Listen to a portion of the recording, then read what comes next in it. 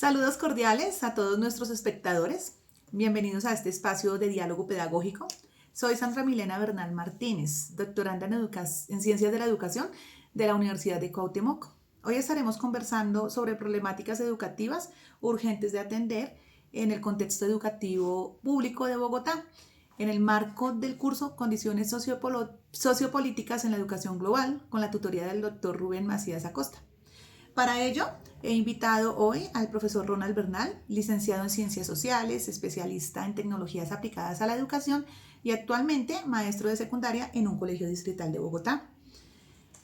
Él ha aceptado acompañarme en esta conversación y compartir con nosotros su opinión sobre problemáticas educativas que se presentan en la actualidad, específicamente en el contexto educativo público de Bogotá, qué las caracteriza, cómo se atienden y cómo se podrían solucionar. Profesor Ronald, bienvenido. Me complace que haya aceptado mi invitación. Gracias, profesora Sandra, por su invitación y por estar en este espacio para compartir. Con mucho gusto, profesor Ronald. Pues si usted desea, podemos comenzar. Sí, claro, comencemos. Bueno, entonces, en primer lugar, pensando en las problemáticas educativas que se presentan en la actualidad, en su experiencia cotidiana dentro del aula y la institución en la cual usted trabaja, ¿cuáles cree usted que son las problemáticas educativas que más están afectando hoy los procesos de enseñanza y aprendizaje y cómo se manifiestan concretamente en su práctica? Bueno, una de las problemáticas más fuertes que está dándose en el aula tiene que ver con el ámbito tecnológico. La desconexión y la brecha digital que se está generando en las aulas públicas es bastante fuerte. El acceso a Internet sigue siendo limitado en instituciones públicas. Viendo ahorita año 2026, vemos todavía en Bogotá instituciones educativas donde la conectividad sigue siendo limitada para los equipos que siguen siendo obsoletos. Digamos que el uso pedagógico de la tecnología ha sido una de las falencias que tenemos como maestros. Desafortunadamente, cuando vemos ese tipo de aspectos como el uso de recursos, aplicaciones en realidad aumentada, en realidad virtual, a veces el docente por desconocimiento no las quiere usar y eso genera una brecha fuerte tecnológicamente a pasos agigantados entre el estudiante y el docente. Eso es cierto, profesor. Usted trabaja en un colegio distrital y ¿qué cree usted o qué condiciones específicas del sector público cree que agravan o dificultan la incorporación de prácticas pedagógicas innovadoras mediadas por la tecnología en comparación con un contexto privado, por ejemplo? Quizás usted tiene algún ejemplo concreto que nos pueda compartir al respecto. Claro, maestra Sandra. Mire, en ese espacio y en ese aspecto la coyuntura es bastante fuerte. El maestro de un colegio privado posee muchísimos más recursos que un colegio público y eso agranda la brecha digital que se está generando. La desigualdad social que estamos mostrando es precisamente ello. Los resultados en pruebas estandarizadas están dejando la mella de ese resultado tecnológico. Ahora, ¿por qué un docente tecnológicamente no puede abordar? Digamos que la fragilidad también está en la parte de esa desigualdad tecnológica. La capacitación en el docente ha estado limitada a recursos que a veces en el aula no los podemos implementar. Se queda solo como en la teoría, en una pequeña práctica, pero a la hora de realizarlos, la brecha tecnológica y los recursos que posee la institución dejan ese pequeño inconveniente.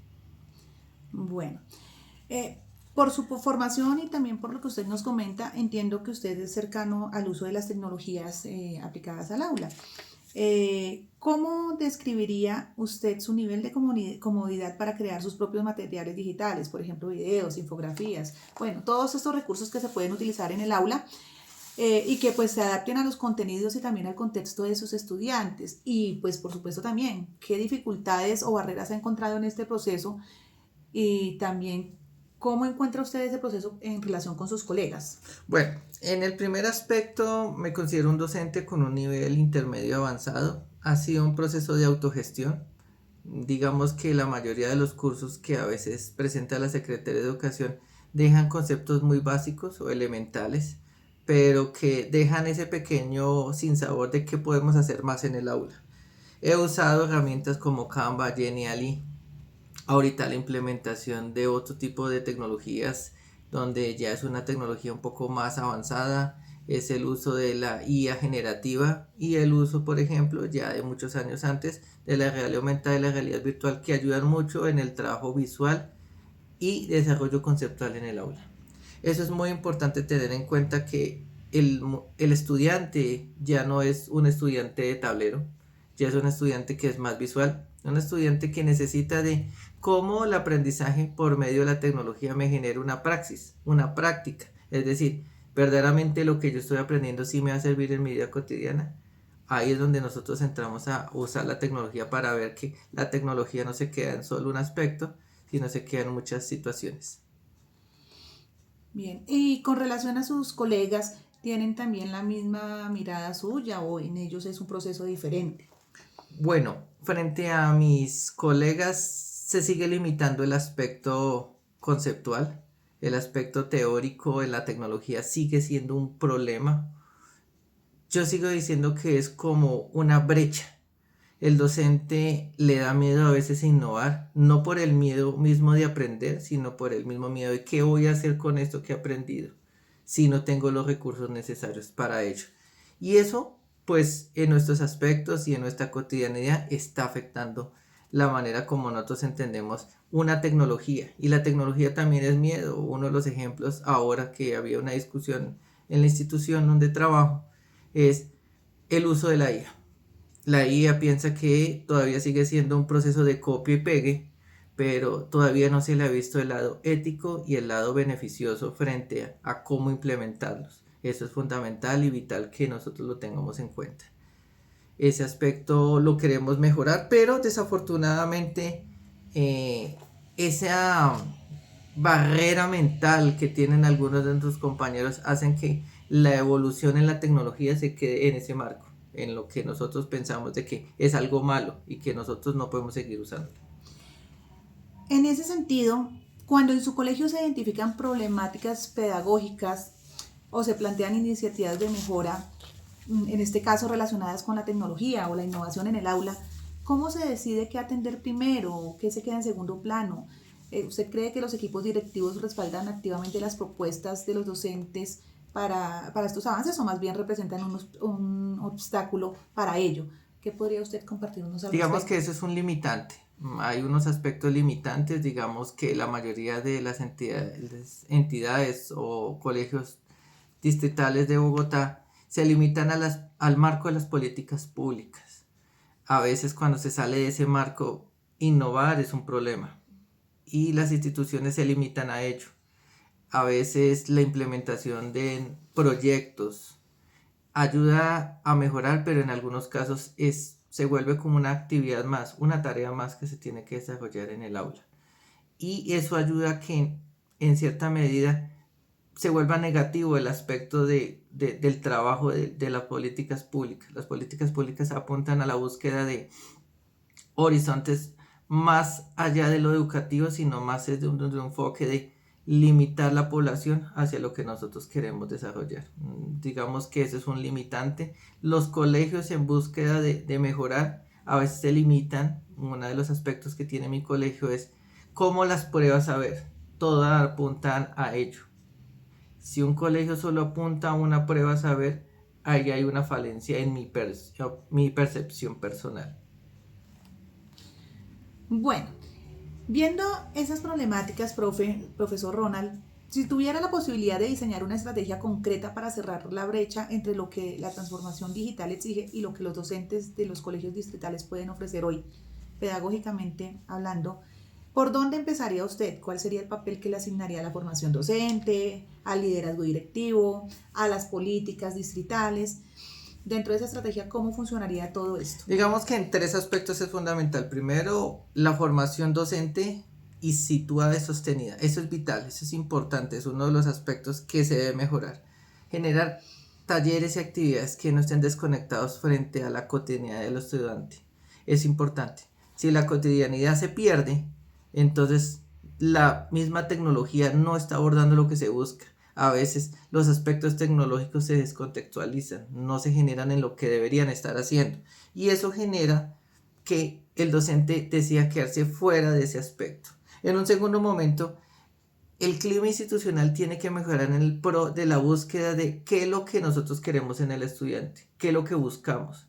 Si verdaderamente nosotros estamos en la búsqueda de transmisión de conocimientos o en la búsqueda de mejoramiento de competencias del siglo XXI que nos ayuden a que el estudiante verdaderamente vea que conceptos, todos los que desarrollan en el aula, se vuelvan prácticos en su cotidianidad, que no se vea como un aspecto más en el aula, un concepto más.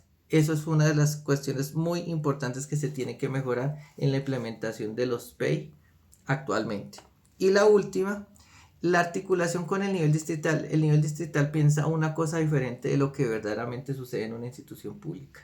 Si las políticas públicas de los gobiernos que es locales como el de Bogotá, el distrital, siguen pensando en un contexto fuera del entorno real de lo que se vive en una institución pública, pues esas políticas van a seguir fallando. Es importante que se tenga en cuenta que esa articulación se tiene que ver con una articulación más clara, precisa y contundente con lo que verdaderamente sucede en el aula.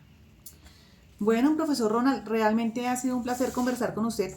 Es claro que la desconexión entre el acceso a la tecnología y su uso pedagógico, la brecha de competencias digitales en los docentes y la ausencia de un clima institucional que priorice la innovación, pues son una problemática real y tangible. Y para mitigarla se requiere, por supuesto, de un enfoque que articule un diagnóstico institucional frente a las necesidades que existen en competencias digitales, la formación docente continua centrada en esas competencias y también un liderazgo directivo que convierta la innovación en algo público, institucional y por supuesto que se respalde con los recursos que se requieren, ¿no? No solamente que quede escrito en el papel, sino que se haga realidad en el aula. Pues realmente solo me queda agradecerle por su participación, comentarle que la información que usted nos ha compartido es de uso exclusivamente académico como parte de mi formación doctoral y pues se manejará con la confidencialidad requerida. Pues no sé si usted desea agregarnos algún comentario para cerrar esta conversación.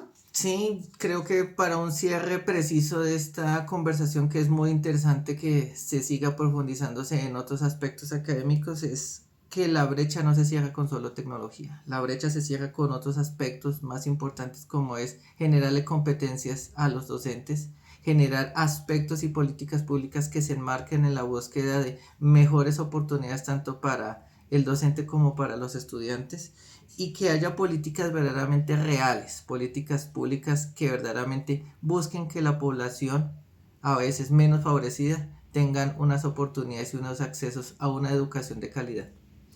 Bueno, profesor Ronald, muchísimas gracias por su participación y sus aportes. Que tenga muchos éxitos en su labor. Gracias por este espacio, muy amable, gracias. Bueno, que esté muy bien.